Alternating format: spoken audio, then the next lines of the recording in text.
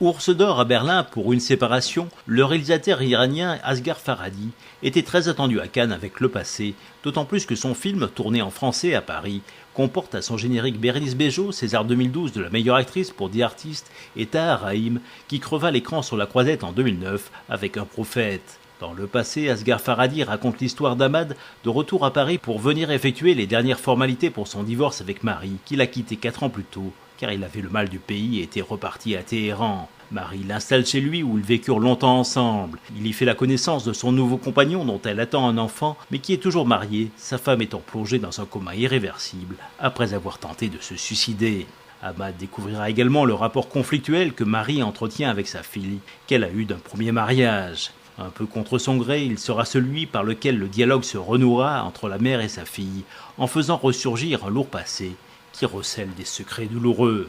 En tournant en France dans une langue qu'il ne parle pas du tout, le risque était grand de voir Asghar Farhadi perdre ses repères et par là même la magie de son cinéma qui avait tant séduit dans Une séparation. Mais sans doute grâce à ses méthodes de travail, héritées de son passé d'homme de théâtre et marquées par de longues séances de répétition qui ont permis aux acteurs de s'imprégner totalement de leur rôle et de les vivre de l'intérieur, l'écueil est évité et l'on retrouve bien dans Le Passé l'univers familier du réalisateur. Bérénice Bejo, Ali Moussafa et Tahar Rahim forment un trio éblouissant, capable de cacher puis de faire exploser brutalement leur rancœur, les regrets et les cris d'amour enfouis au plus profond d'eux. Dévoilant par touches successives la vie des différents personnages, le film est captivant de bout en bout et recèle une bonne dose d'émotion. Face à cette histoire poignante, les spectateurs sont sous le choc et il est fort possible que les membres du jury du festival soient aussi séduits par Le Passé, qui devrait logiquement se retrouver en bonne place le soir du palmarès.